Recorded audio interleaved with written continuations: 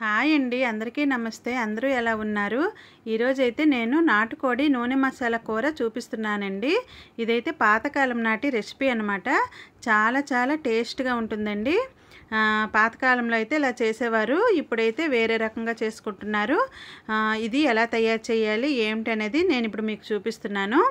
ఇప్పుడు మనము కొద్దిగా ధనియాలు తీసుకోవాలి, 1 స్పూన్ వరకు జీలకర్ర, ఇంకా హోల్ గరం మసాలా ఉంటుంది కదా, అవి కొంచెంగా తీసుకోవాలి.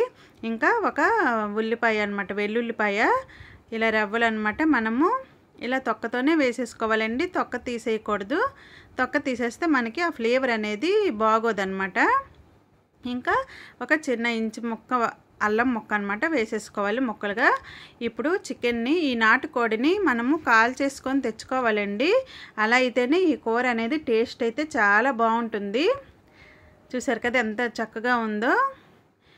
ఇదైతే మాకు అన్ని షాపుల్లో దొరకదండి, వేరేగా ఒక షాప్ ఉందన్నమాట. అక్కడికి వెళ్ళి అయితే మా వారు తెస్తారు, కొద్దిగా అక్కడ వెయిట్ చేయాల్సి వస్తుంది. ఇంకా ఇలా 3 ఉల్లిపాయలు అయితే మీడియం సైజు ఉల్లిపాయలు నేను తీసుకున్నానండి, 3. ఇప్పుడు ఇవన్నీ మనము ఫ్రై చేసుకోవాలన్నమాట. ముందుగా మీకు చెప్పాను కదా నూనె మసాలా అనేసి, అంటే ఈ మసాలా అనమాట మనం నూనెలోనే వేయించుకోవాలన్నమాట. ఇదే నూనె మసాలా అనమాట. ముందనమాట మన పెద్దవాళ్ళు అనమాట ఇలా చేసేవారు. మా ఇంట్లో అయితే ఇలాగే చేసేవారండి. టేస్ట్ మాత్రం అదిరిపోద్దండి. మా ఇంట్లో అయితే చికెన్, మటన్ అన్నీ ఇలాగే చేసుకుంటాము. ఇప్పుడు ఈ మసాలాని మనము చిన్న మంట పైన ఇవన్నీ ఫ్రై చేసుకోవాలండి. ఇప్పుడు ఫ్రై అయ్యాక మనము మిక్సీ జార్లో వేసేసుకోవాలి. చిన్న మంట పైనే మనము ఫ్రై చేసుకోవాలి, మళ్ళీ కొద్దిగా మాడిపోయినా మనకి కూర అనేది టేస్ట్ మారిపోతుంది. ఇప్పుడు అదే పాన్లో మనము కట్ చేసి ఉంచుకున్నాం కదా ఉల్లిపాయ ముక్కలు, అవి కూడా వేయించుకోవాలండి. ఈ ఉల్లిపాయ ముక్కలను కూడా మనము సిమ్లో పెట్టుకొని వేయించుకోవాలి. ఇవి కూడా మనకి మాడిపోతే మాత్రం కూర మాత్రం టేస్ట్ అస్సలు బాగోదు. అందుకే మనం దగ్గరగా ఉండి కలుపుతూ ఉండాలన్నమాట. కలుపుతూ ఉంటే మనకి ఉల్లిపాయ ముక్కలు చూసారా ఇలా చక్కగా వేగిపోతాయి. ఇప్పుడు ఈ ఉల్లిపాయ ముక్కలు కూడా వేగిపోయాయి, మనం తీసి పక్కన పెట్టుకుందామండి, చల్లారనిద్దాం. ఇప్పుడు కుక్కర్లో కొద్దిగా ఆయిల్ వేసుకోవాలండి. ఆయిల్ మాది కలర్గా ఉంది, మొన్న నేను మష్రూమ్ పకోడీ చేశానండి, ఆ ఆయిల్ అనమాట, అందుకే కొద్దిగా కలర్ ఉంది అలాగా. ఇప్పుడు ఆయిల్ కొద్దిగా హీట్ అయ్యాక ఇందులో మనము చక్కగా కడిగి పెట్టుకున్న నాటుకోడి ఉంది కదా, అవి వేసుకోవాలన్నమాట.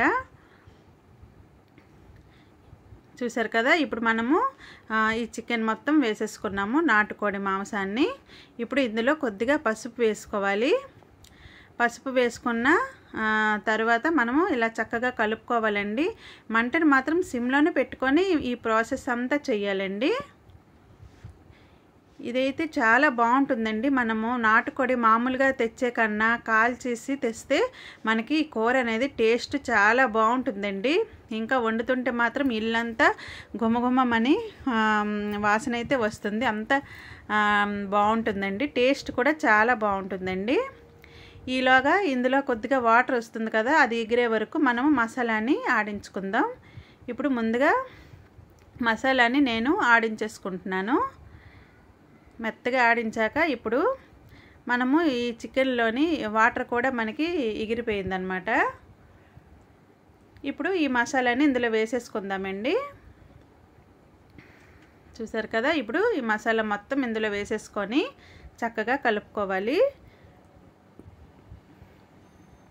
ఇందులో ఉన్న ఆయిల్ చూసారా, ఇంకా ఆయిల్ అలా తేలుతుంది అనమాట మనం వేగుతుంటే.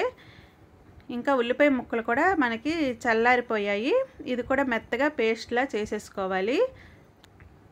ఇప్పుడు ఈ ఉల్లి పేస్ట్ కూడా ఇందులోనే వేసేసుకోవాలండి. ఇప్పుడు మనము కారం వేసుకోవాలి.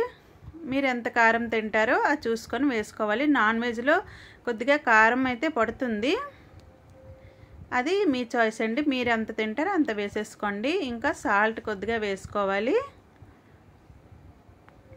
ఇవి వేసుకున్నాక ఇప్పుడు చక్కగా కలుపుకోవాలండి. మంటను మాత్రం సిమ్లోనే పెట్టుకోవాలండి, మర్చిపోవద్దు. ఇంకా ఈ కూరను పెట్టేటప్పుడు మనం దగ్గర ఉండి గడిగడికి కలుపుతూ ఉండాలన్నమాట, అప్పుడే కూర మనకి టేస్ట్ వస్తుంది. ఇది మాత్రం మనకి చక్కగా వేగాలండి. చూసారా ఆయిల్ అంత చక్కగా పైకి తేలిందో. ఇలా అన్నమాట మనకి ఆయిల్ పైకి తేలేంత వరకు మనము ఈ కూరని చక్కగా వేయించుకోవాలండి. అప్పుడు ఈ కూరకి టేస్ట్ అనేది వస్తుంది, లేకపోతే పచ్చి వాసన వచ్చి కూర అస్సలు బాగోదన్నమాట. ఇప్పుడు వేగిపోయింది కదా, ఇప్పుడు మనము ఇందులో తగినన్ని వాటర్ వేసేసుకోవాలండి. మీకు ఎంత మగ్గు కావాలో అంత వేసేసుకుంటే సరిపోతుంది. ఇప్పుడైతే కుక్కర్ మూత పెట్టేసుకొని ఇప్పుడు ఒక 7-8 విజిల్స్ అయితే రానివ్వాలండి.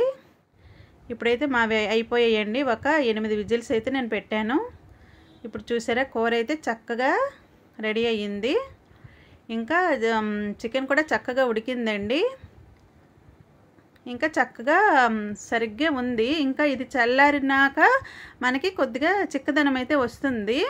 ఇది వేడిగా ఉంది కాబట్టి కొద్దిగా మగ్గు ఇంకా ఉందండి. మనం దగ్గరగా కావాలంటే మీరు ఇంకా వాటర్ తగ్గించేసుకోవచ్చు. కాకపోతే ఇది చల్లారినాక ఇంకా ఇది చిక్కగా వచ్చేస్తుందండి. ఇప్పుడైతే టేస్టీ నాటుకోడి నూనె మసాలా కూర రెడీ అయ్యిందండి. కొత్తగా నా ఛానల్ని చూసినట్లయితే సబ్స్క్రైబ్ చేసుకోండి. వీడియో మీకు నచ్చిందే అనుకుంటాను. వీడియో కనుక మీకు నచ్చినట్లయితే ప్లీజ్ అండి ఒక్క లైక్ చేయండి, మీ ఫ్యామిలీ మెంబర్స్కి షేర్ చేయండి.